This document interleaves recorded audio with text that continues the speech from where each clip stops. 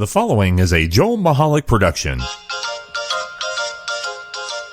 On November 13th, Felix Unger was asked to remove himself from his place of residence. That request came from his wife. She asked him to leave because he wouldn't listen to the Joel Michalec Show.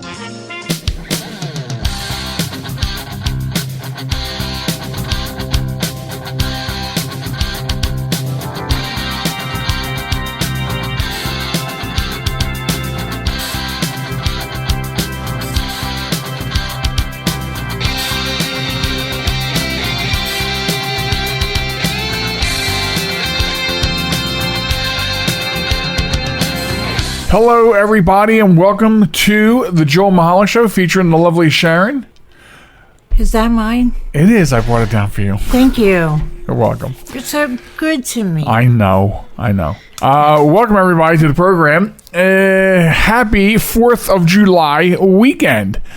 And we thank you for being here or listening. I'm sure you're busy doing other things on the actual weekend, but that's okay. That's why this is a podcast.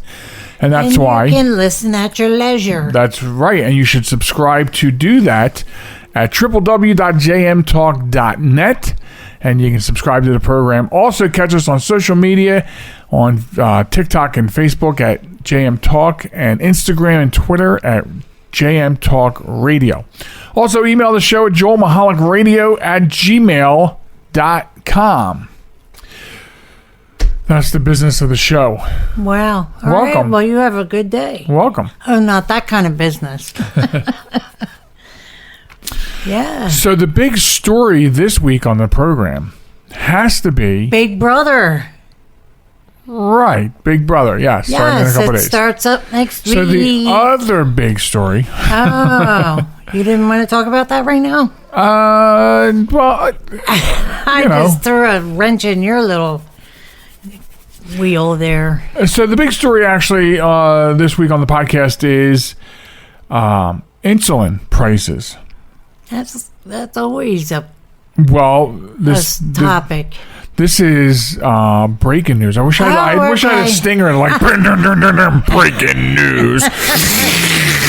Tonight on the breaking news story is okay. But so I've been an advocate, and a voice for a long time against the companies that own the patent on insulin, because they've taken a medicine that was created and given freely by its inventors as a life-saving gift, and the three big companies that handle it turned it into our financial nightmare. Right.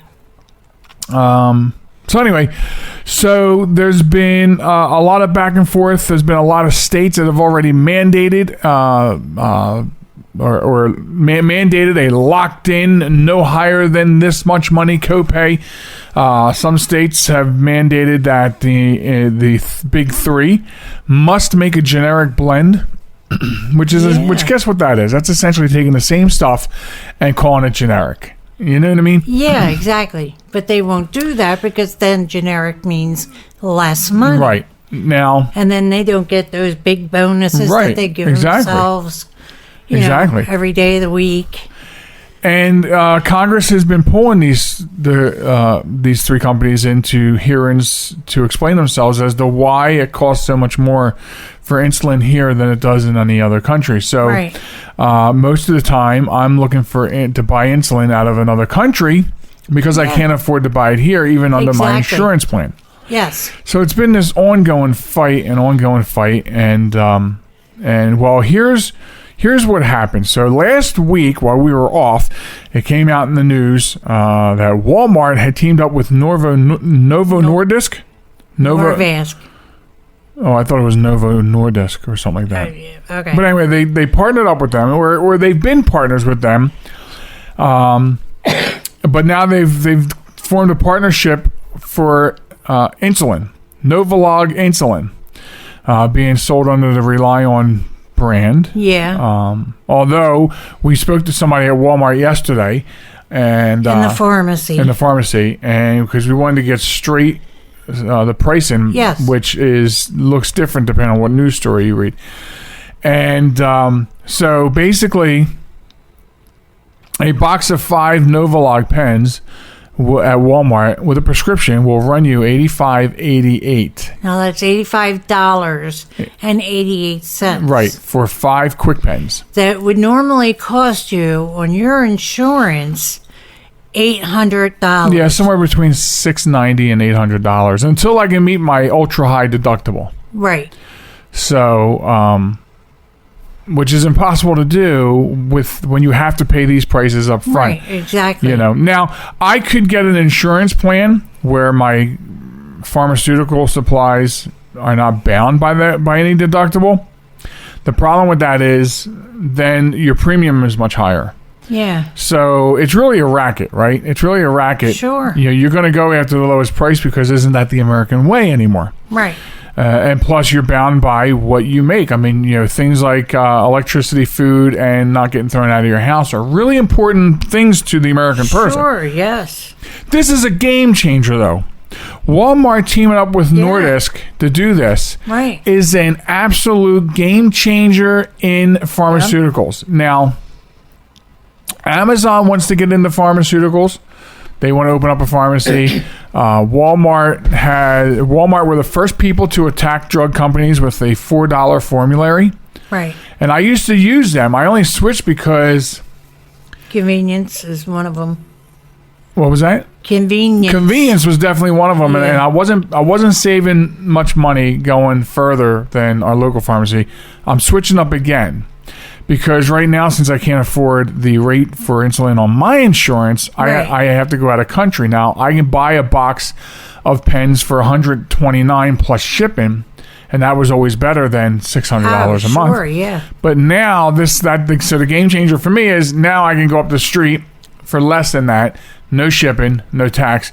Not that there was tax on pharmaceutical anyway, but the game changer here is imagine the damage Walmart and Nordisk are going to do to Lilly. And I'm not. I always forget. I knew them because I did a blog on this, but I forget who the other one is. They're going to put a massive dent, and putting a hurting on them. Right, and they're going to force them to lower prices. That's what's going to happen here. It's going to force them. They may not come down as much. Right. But it's sort of like 2 gas stations across the street from each other.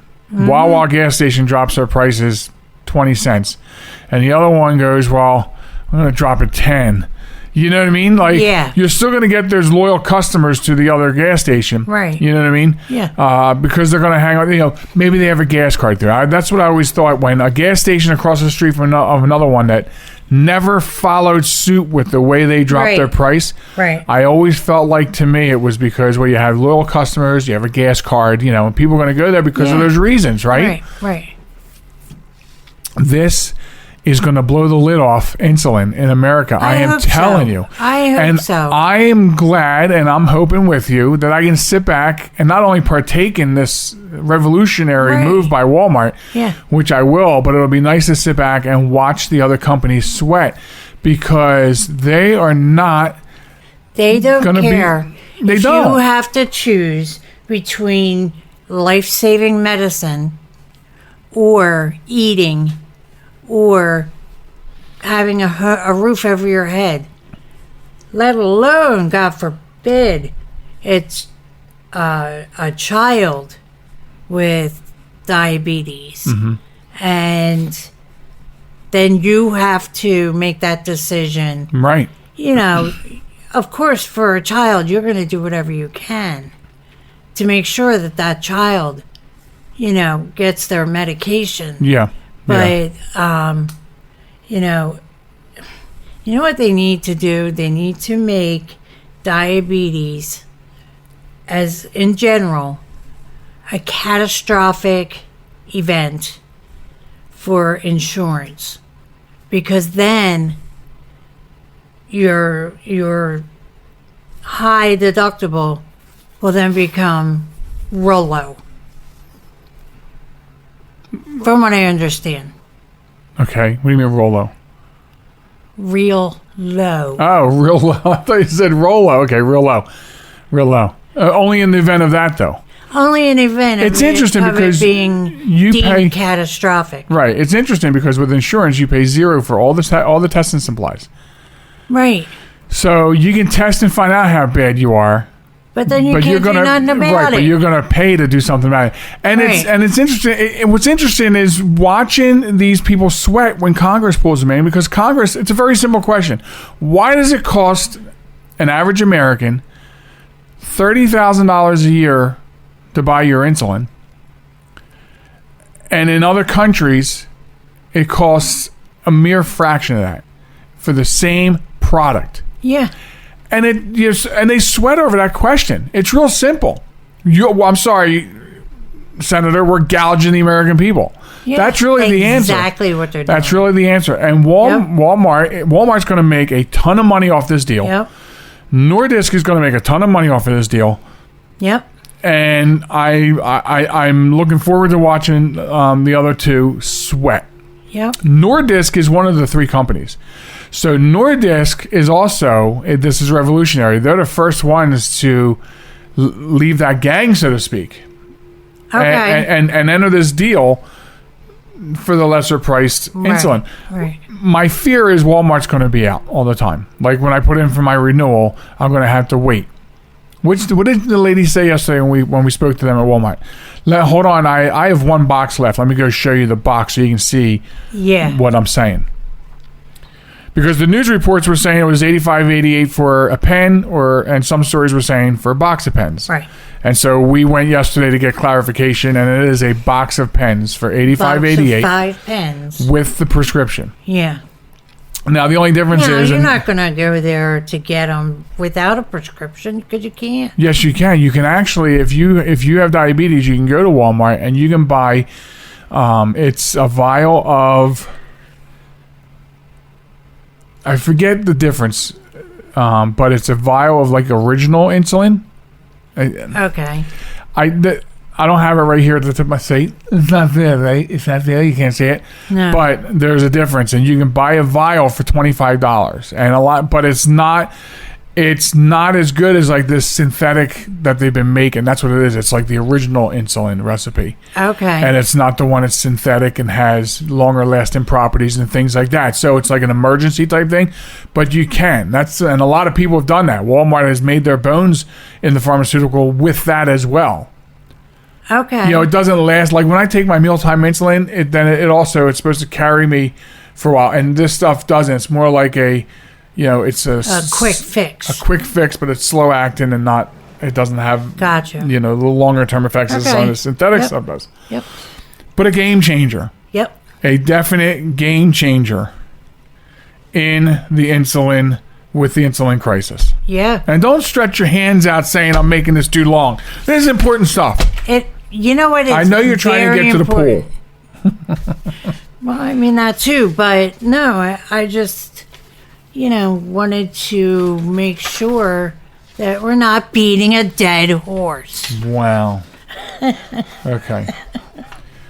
So, oh, come on, I'm playing with you. Obviously, our thoughts and prayers go out to the victims of this building collapse in Miami. Oh my God, yes. I think they said they're up to like 100. I think they're up to 24 or 28 dead, and still well over 100 people missing. Still missing. Right. As they crawl through this rubble. So. Yeah. And of course, you and I have both seen a video come out, showing some of the problems with that building before the collapse. Absolutely. And, you wonder, this isn't going to be good it's a condominium, right? So is it a condo association, homeowners? I don't know who owns this building. Yep. They're in for a bit of a ride. Yeah. Yeah. And not a good ride either. Mm-mm. So, and because 3 years ago, an engineer did a study on that building and told the owners, you have a really big problem here. And they did nothing about it. Nothing. Wow. Yep. And imagine paying your condo fees and stuff like that, Yeah, yeah. And your mortgage. Yeah. Knowing that, I don't know. You know what will happen now, too, is and more of that will come out. There'll be more things that happened, more things that went on, more people that said something before. It's all going to come to the forefront, and it's going to be a bigger mess for whoever owns that building, because it's going to come out that this person said this person said that, these engineers said this, why wasn't nothing done? Right. And they're going to... Exactly. I have this feeling they'll be sued out of business. Oh, that's a definite. Yeah. So... and I'd love to be a lawyer for that. Yeah. I would. Now, speaking of Florida, I showed you the other day a video clip of two doctors from... where were they from? I don't know, but it's interesting because, there's a tropical storm bearing down on southern Florida in the next couple of days. And so I showed you this clip of these two wombats. This should have been the Wombat of the week. I don't know. Should have gotten the clip recording. Talking about how to prepare for a hurricane. And they said that one of the things you can do to prepare for a hurricane is to get the COVID-19 shot. I know.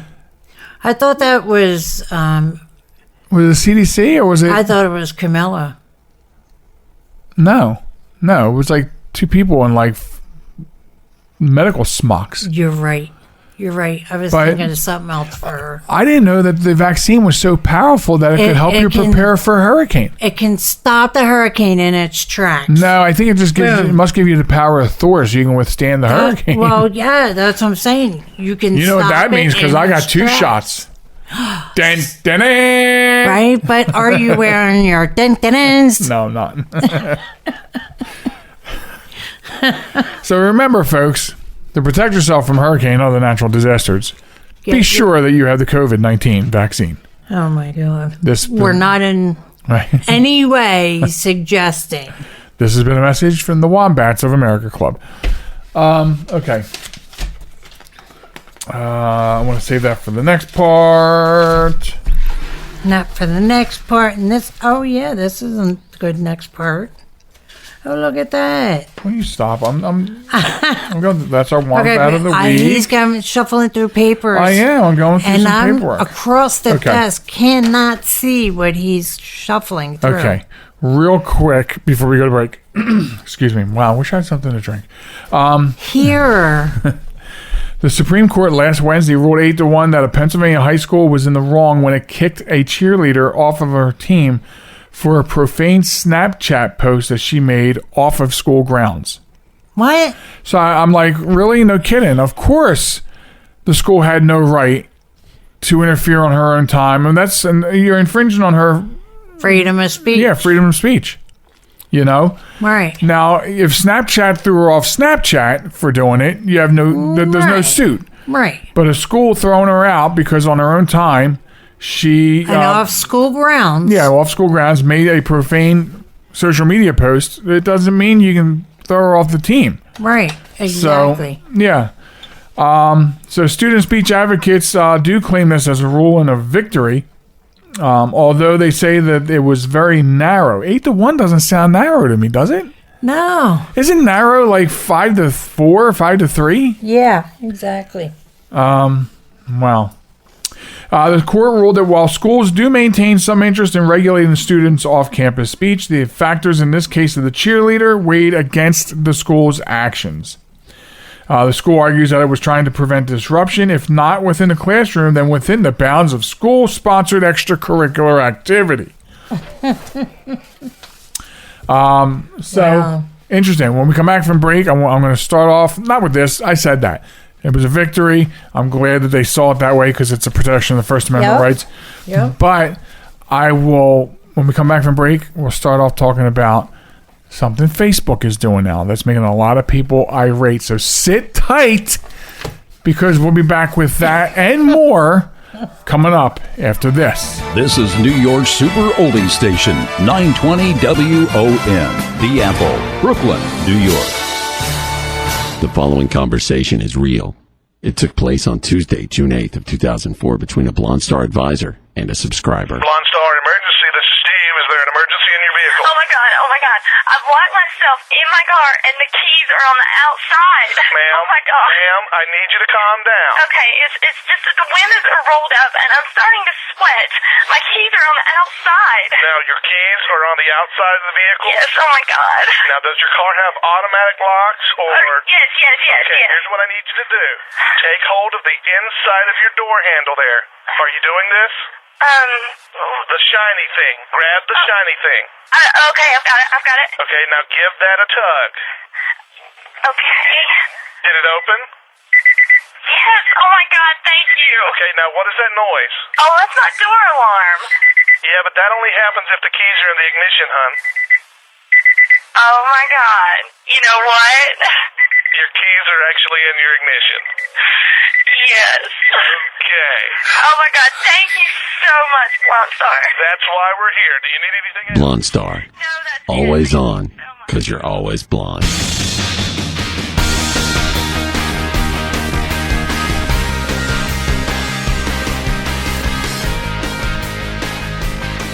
Welcome back to the program. It's the Joel Michalec Show featuring the lovely Sharen.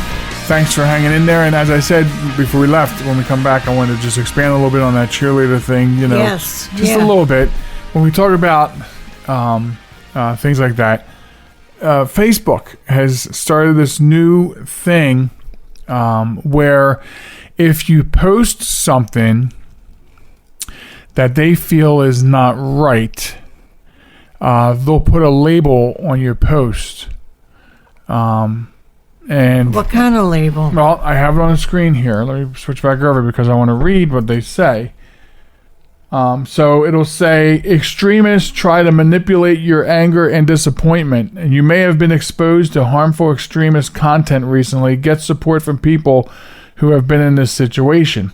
And then there's there's further notations. I have it on my phone, which I can't have the phone near the broadcast booth, but Right. so there's more fine print to that also says is welcoming people to report extreme content to the authorities.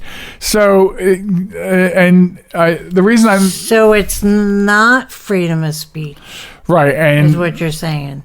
well, again, we can look at it that way. Or we can say, well, Facebook is a private company and they can do whatever they want. Well, but same thing like the cheerleader. If Snapchat would have but- threw her off, nothing you can do about that. okay, but if you think about it that way, then the government is a private company, and they're not allowed to tell us what we can and can't say.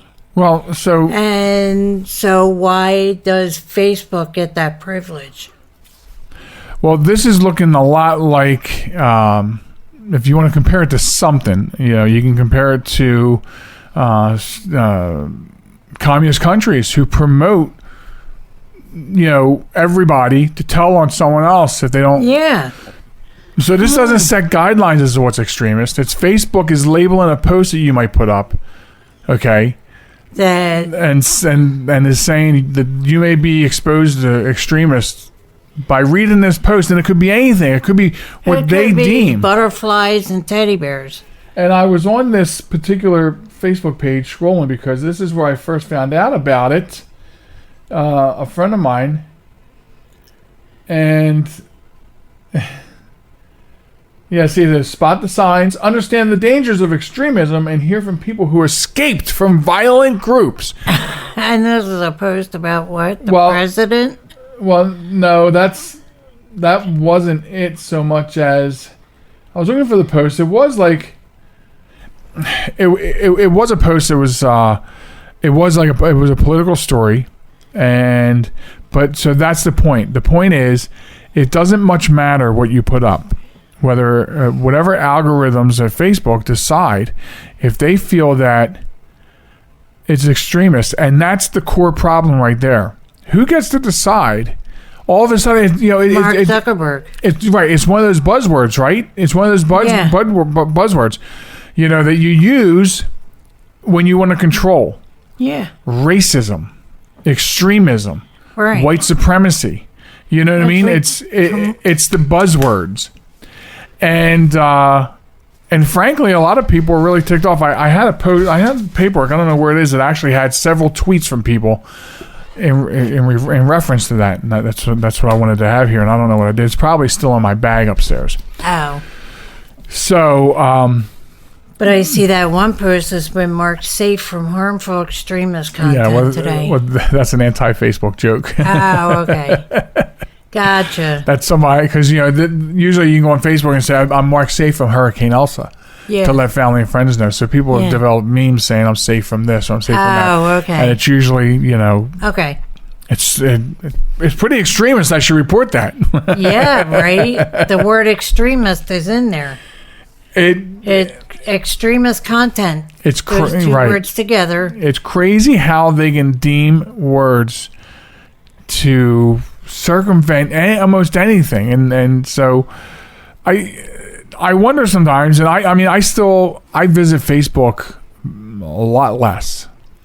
Of course, because I'm on TikTok all the time. But anyway, me too. But I cling to it in the hopes that it continues to help promote our show, which we do not have a large audience. And large audience? Yeah. Well, aren't you on Jardians? Rolo. We don't have a real large audience. How's that? Is that better? That's much better. And I don't even know if that's working, but it makes you wonder how many people. It seems to me like at some point Facebook may become the next MySpace and just kind of fizzle away. Yeah. And be something that's in the background where you go, oh, really? Is that still around? Is that still a thing? Is that still a thing? Are they still there? Is Tom still there looking for friends? So, but yes. So in a matter of speaking, yes, Facebook will tell you now. They're going to want to help you because if you post something that they believe is extremist, right, they're going to let you know by scarring your post up and letting you know that if you need to seek help, you can. You should seek help of people who escaped these kinds of groups. Wow. So if you put a video up of dogs and they think you're being an extremist, then you might have to seek a dog group. Yeah. People who escape the violence of dogs. By the way, I got to send you this video. Very funny TikTok video. Okay. And it's obviously in another country. You can tell by the license plates. But there's these dogs in the street and they're blocking traffic. So this car, right, the dog right up against the bumper and the car honks its horn and the dog rips the license plate off the car and just drops it on the ground and walks away. How dare you honk at me? How dare you honk at me? And scare the shit out of me. So, anyway. That's funny. This could have very easily become a Wombat of the Week. So we'll use it as a lead-in. So this past week, and this was crazy how this evolved. So this past week, somebody posted the front page of the Seattle Times. And it said, heat inequality. In the county, it's hottest where the vulnerable, less affluent live. Right? So now, there's a reason I left that page up too, because this is also the page. Heat inequality. So those two words together. Heat inequality. And then it goes on to say that basically what the headline suggests is that throughout the county, the heat is being unfair to the more. So it's hotter if you're poor. Right, exactly.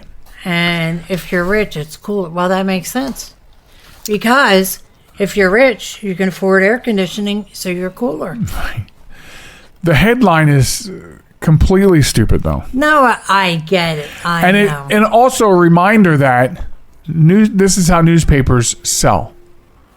This is how the news sells their product. Right. By lavishing and saying whatever they can to pull people in. Right. What? It's a bait and switch. The heat wave is racist? Is racist and xenophobic and going after poor people? What? Can't be, right? That can't be. I got to read this story. Right. And there are some points in the story that make sense, but so the problem with it is the title. Absolutely. Yes, it's hot out there in some areas. And when you go through the story and you look at some certain bullet points, here's one of the things that It says areas of South King County in Auburn, Kent, Renton, and Berrien stand out as hotspots. And then somebody is, some guy named Houston or some lady named Houston, Addison Houston, the Environmental Health and Mitigation Response Planner with Public Health Seattle and King County, says the burden of the heat, falls on Black and Indigenous and people of color communities and is largely oriented with the south end of King County, where there's a higher concentration of industrial activities, dense roadways, and airports. Well, then of course it's going to be hotter. Right, there. but the burden of that falls on Black, Indigenous, and people of color. That's ridiculous. In their communities. Why do some people continue to use up our precious air?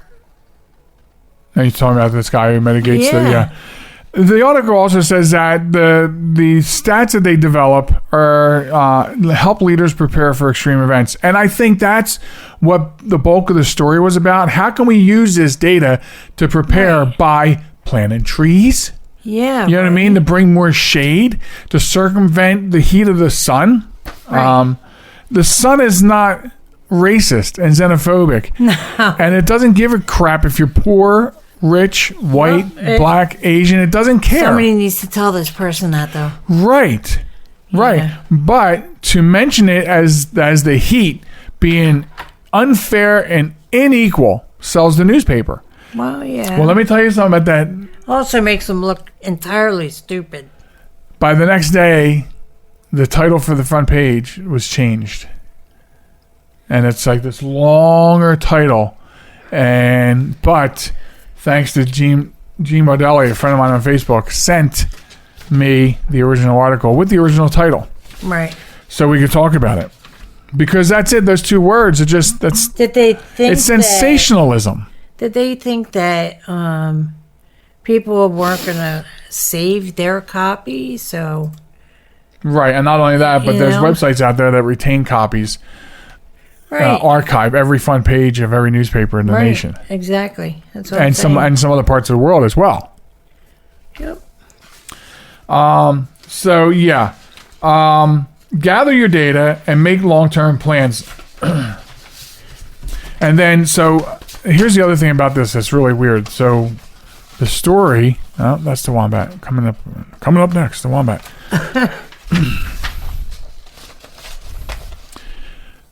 The tagline or the byline of the story is everybody's affected by heat, but not everybody is affected equally. That's the new byline? No, that's the like every story has a byline. Yeah. And that's, to me, again, that's crazy. It's just, that's the wrong way to put this story where you want to talk about what needs to be done about the heat. Right. And what these heat data maps and things that they're experimenting with can show them. That's the story to me. You know, what is the county going to do in the future using this data? Right? So, but yeah. The King County Climate Preparedness Program Manager said everybody's affected by heat, but not everybody's affected equally. Okie dokie. All right, folks, if you want to get involved in Wombat of the Week, here's how you do it. Simply send us a link to a verifiable news story of stupid people doing stupid things and send it to us over here at JM Talk. That's the Facebook where you can send a direct message, or email it to us at joelmichalecradio@gmail.com. And we'll be sure to get it on there. Yep. So anyway, fairly short one, but do you like pistachios? I do. Okay. Yeah. Well, a California trucker was busted last week for stealing a trailer with 42,000 pounds of pistachios, and he repackaged the nuts for sale. So he stole them and repackaged them. Wow. Yeah. Alberto Montemayor, 34, accused of moving a tractor trailer with the pistachios from the Montemayor trunking lot. Wait a minute. So his name is Montemayor, and he stole the truck from Montemayor Trucking. But that implies that it's his company. Right. To another lot nearby where the nuts were taken out of the 2,000-pound sacks and put into smaller bags, according to the sheriff. Cops were called after the Touchstone Pistachio Company found tens of thousands of pounds of missing pistachios during an audit. So, no, he apparently had something to do with the trucking company that was used to steal it. I guess it was stolen from Touchstone Pistachios. Oh, okay. That makes sense. And they found these pistachios missing during an audit. You want to know something? I did not know that they audited pistachios. They count each and every one. You didn't know that? I did not know that. I mean, I've heard of audits, they have a nut counter. Well, this count, I just feel like auditing pistachios is nuts. It is nuts. Oh, my goodness. Yes, people, I deal with it every single day. The sheriff's office did indicate that the remaining pistachios were returned to this Touchstone Pistachio Company. The remaining, like he sold some? Apparently he did sell some. Wow. Because he was repackaging in sellable sizes. I get that. Fun sizes. Maybe they were 4th of July fun packs. Yay, can we go buy some? I'm not big on pistachios, but I like pistachio jello. Pudding. I mean, not jello, not pudding. Pudding. In your pudding cup. By the way, beware. But like pistachio pudding. Yeah. How are we supposed to say that word from this area? Pistachio. No. Pudding or pudding? It's pudding. It's pudding in your pudding cup. In your pudding cup. That sounds a little Philly to me. Yeah, right. That is Philly. Yeah, pudding. Pudding. That's how I say it. Pudding. Where are you putting it? In the pudding cup. It's just one of those. It's one of those words that I can't figure out what the proper pronunciation. Pudding is the proper pronunciation. Pudding is not. All right. Fine. So anyway, I guess Alberto Montemayor is our Wombat of the Week for stealing 42,000 pounds of pistachios. Is that an expensive nut? Not really, no. Because I'm just wondering what would entice somebody to, if they were macadamia nuts, sure. Cashews, yeah, but not pistachios. Because usually when people steal things, they're stealing it because they want to profit off of it. Yeah, well, he did profit off it. Apparently. Anyway. You're yawning like crazy over there. If you don't knock it off. That's because I'm tired. It's been it's been a very long year at work. I know. And these 3-day weekends, I don't want to do anything. We have stuff we have to do, including the show. I know. Like, I just wish I could just snap my fingers and a show would just appear. Right. I have to figure out how that's done so I can do that. Let's see. We talked about that. So, a couple weeks ago, we had family over, and there was an entire day where the TV was on this show. It was mysteries. Okay. Just weird, unexplained mysteries, and how people and science all came together to figure this out. So there's one that they were all debunked somehow, first of all. Okay. So you understand what I'm saying? There's a show about these mysteries that goes on, but people debunk them as not being mysteries. Right. But, there was this one I need to talk about real quick, and it was these lights that people have seen for over 50 years in the woods. Okay. And so this team got together, and they got computers from like NASA or whatever, and all kinds of people, and to figure out what this was. And we're watching this, and I said, "Watch, it's gonna be like someone in the woods with a flashlight." Right. It turns out after all this expensive equipment and expensive discussion and data pooling and everything else, that they were headlights. They were headlights because they found out that a particular route in the state in 1940-something was rerouted around something else. And ever since then, when cars come around the ridge, the lights can be seen like miles away through the woods as they're coming around the curve. Oh, what was that? Oh, there it is again. Oh, what is that? Oh, there it is again. So people were thinking it was aliens and UFOs and everything else. Oh, my goodness. And here it was headlights. And I put it's on the notes here because I just thought that particular one was funnier than all the other ones. Right. Especially because I was like, it's going to be flashlights. Stop yawning. Anyway. We do that all the time, though. Anyway, we'll take a quick break. We'll see if I can't shake myself out of this. Time for you to say goodbye, Sharon. Goodbye, Sharon. And there you go. Why don't you go cut some grass or something? I think I will. All right, folks. The lovely Sharon's out of here. I'm out of here for a few seconds, and I'll be back with the wrap-up after this. America, your children have an amazing superpower. That's right. They can help save lives by simply washing their hands. Just 20 seconds of thorough hand washing after they've coughed or sneezed or been outside can help fight against the dastardly spread of germs. Armed with only soap and water and hands, your superhero can protect you, your family, and everyone out there in America land. Amazing! Find out more at coronavirus.gov. A message from the CDC and the Ad Council. Listen on the web, your phone, or your neighbor's internet connection. That wasn't very nice. This is Reality One.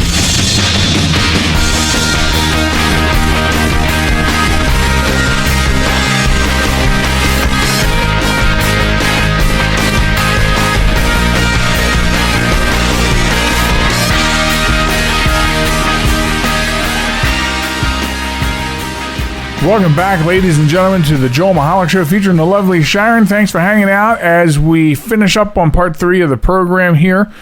I'm Joel Michalec. The lovely Sharen has taken her leave. It's a very beautiful day here where we're at, so we're getting ready to have a little bit of a swimming and some barbecue, and hopefully you're doing great, wonderful things and get-togethers on this July 4th weekend.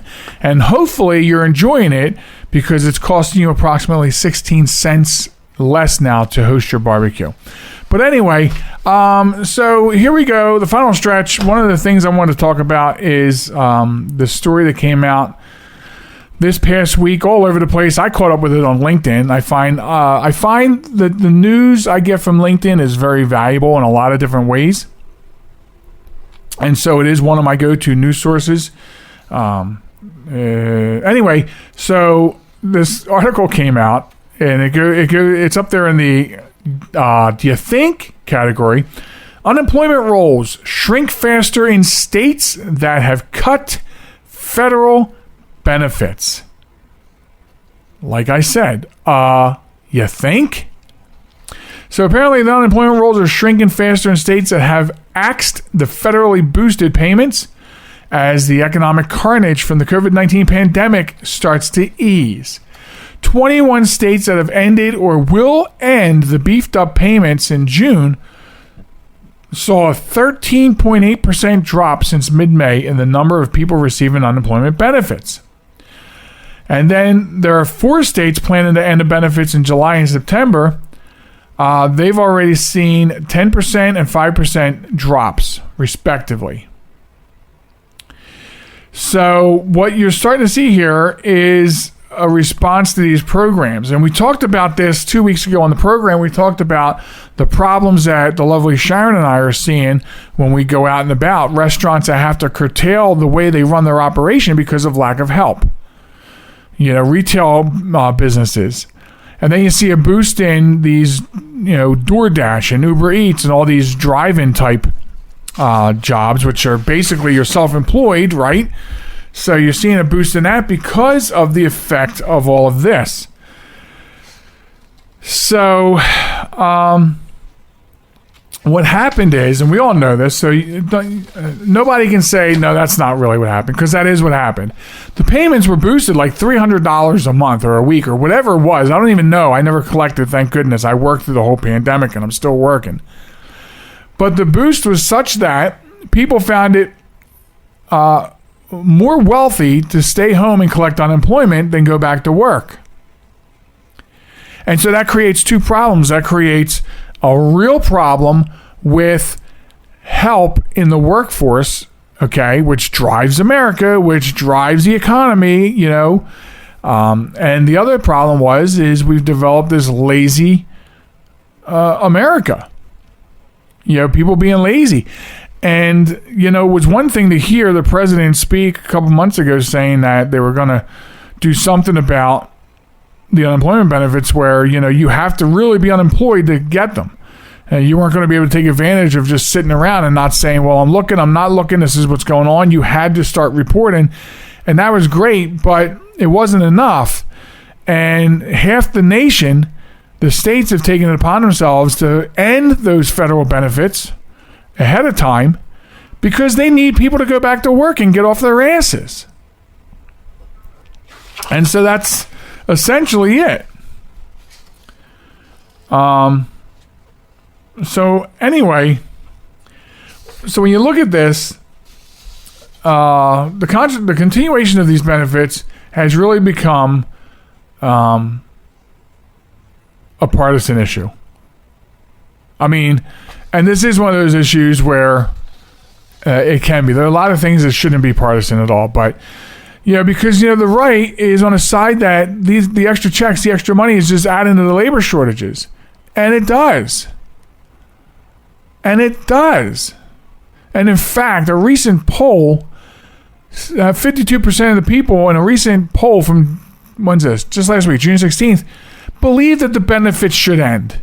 Now, I guarantee you a high percentage of those 52%, if not all of them, are probably people who are working and working at places that need more help. You know? Because this has to be done now. Like, you know, there was a lot of partisan issues too, left, right, about when President Trump said, look, we need to get back to work. The economy needs to open.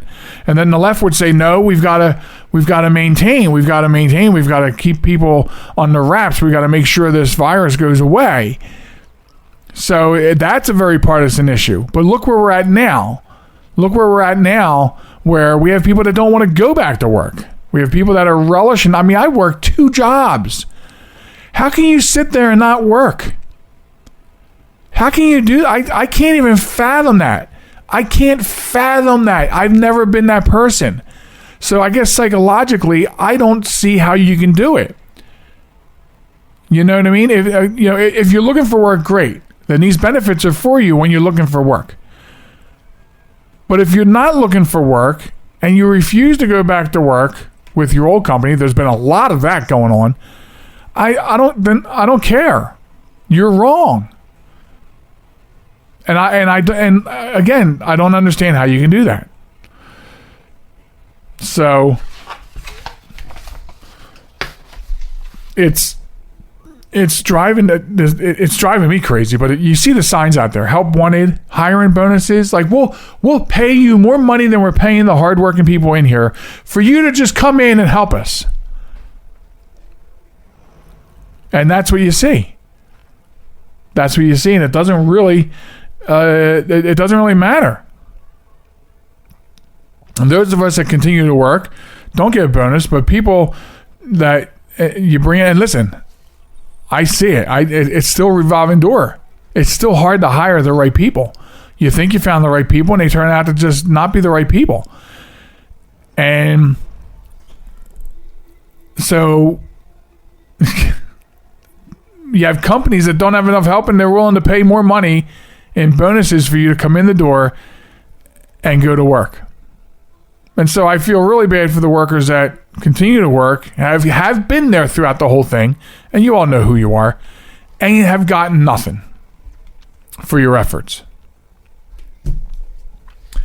So anyway, so it's no surprise to me at all, and I'm really glad to see it happening. No surprise to me at all that the unemployment goes down when you kick people's asses off the couches and make them go to work. Absolutely, that's how it's going to be. And I'm happy to see it. I applaud all these states. I did look at the states.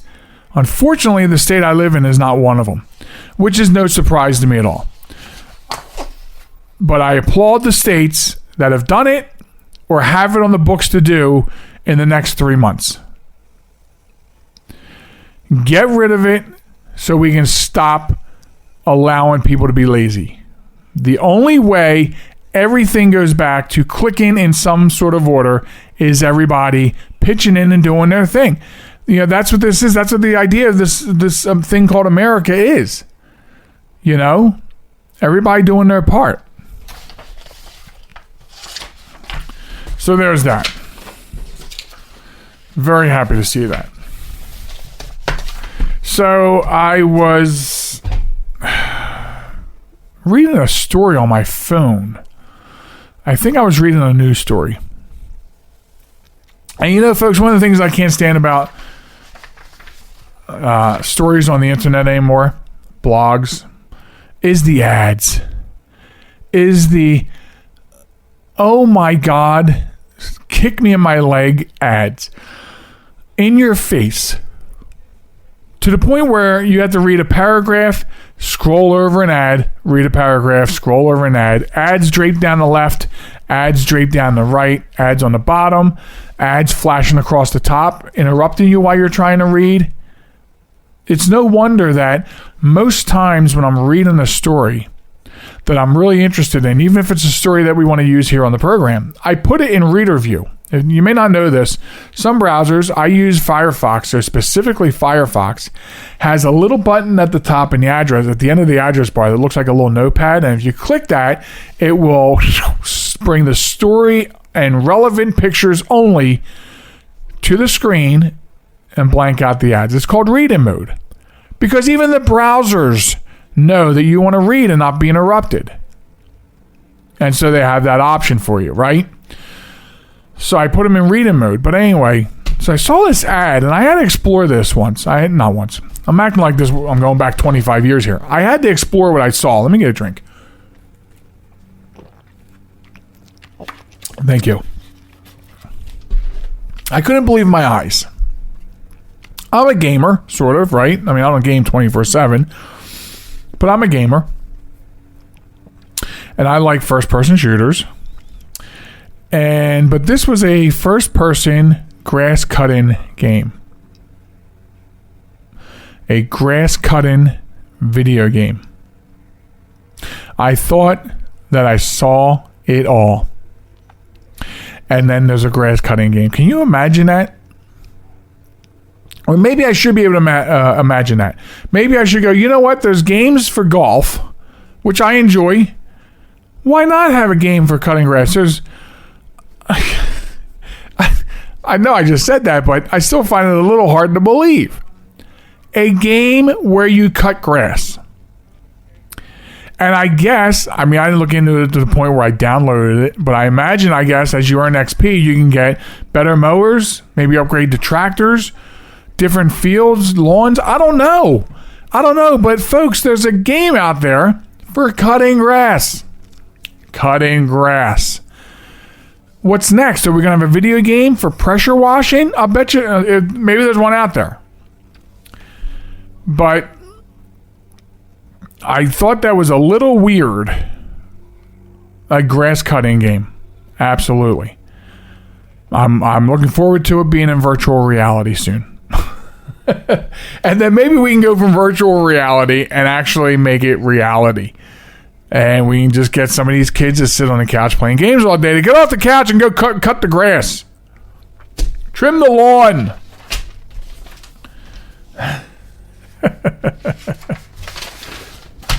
Anyway. Okay, so where do we go from here? Well, it's 4th of July weekend, folks. And, you know, a couple hundred years ago, the United States was formed and declared their independence from England because they were tired of a tyrannical government who was all about their agenda and not the agenda of the people. In one way of putting it. And so that's what it's all about. There's different outlooks by different people and et cetera, et cetera. But that's pretty much the bottom line. It was a war for independence.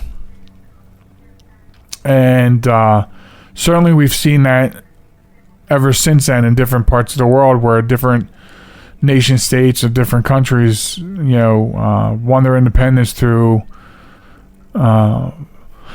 war or peaceful ways from whom they feel is their aggressor. So we formed this country, and we're pretty young at it, a couple hundred years old, but it's this idea. It's this idea of,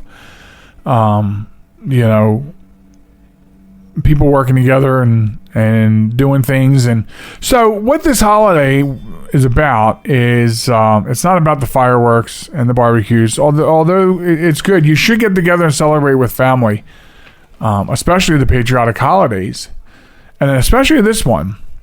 And I think it's important that older patriarchs, matriarchs, pass down and make sure that their children understand what this holiday is about. There's always a confusion with patriotic holidays. I put them in a list of patriotic holidays. It's not my idea. Someone else did too. And everyone gets them all intermingled and confused. Everybody wants to thank a veteran on 4th of July. That's great. Thank a veteran every day. Because they're the ones that are out there fighting to make sure we stay the way we are. But the actual history of these days is getting further and further and further from our reach. So it's important to reflect on the history of what it is. And on 4th of July, it's important for people to understand what it's for. Now, and many of us can say that our families weren't even here at that time. Many of us can say that. But our families came here legally, wanted this way of life, adopted the culture, didn't forget about their own. Okay, did not forget about their own. But they've adopted this culture and they became a part of this society. And that continues to go. That continues to be a thing. You still can come here legally and go through the channel, and enjoy the freedoms. And you don't have to, suppress your heritage, your cultures. Absolutely not.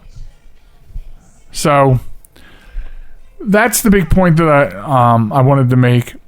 Make sure you tell the younger generation what you're celebrating this weekend. It's not the fireworks. Sure, fireworks are great, not for our fur babies, but they're a smaller part of it, a very smaller part of it. And it's very important that we remember our history. And so we're not doomed to repeat it, which we're doing anyway. So you can throw that right out the window. We're doing that anyway, right? All right. Anyway, so the lovely Sharen and myself just want you all to know that we want you to enjoy the holiday weekend. Probably you're listening to us after the holiday weekend. That's great. Enjoy yourselves. Have fun. Be safe. Okay? Be very safe. There's no sense in being erratic, driving to and from your parties, to and from vacation, because we want you back next time. So enjoy responsibly, enjoy your families and your family time, and remember that family is very precious. And that way we can look forward to seeing you on the next podcast. So between now and then, have a great time and a great week. And we'll be sure to catch you here on the Joel Michalec Show featuring the lovely Sharen next time. Goodbye, everybody.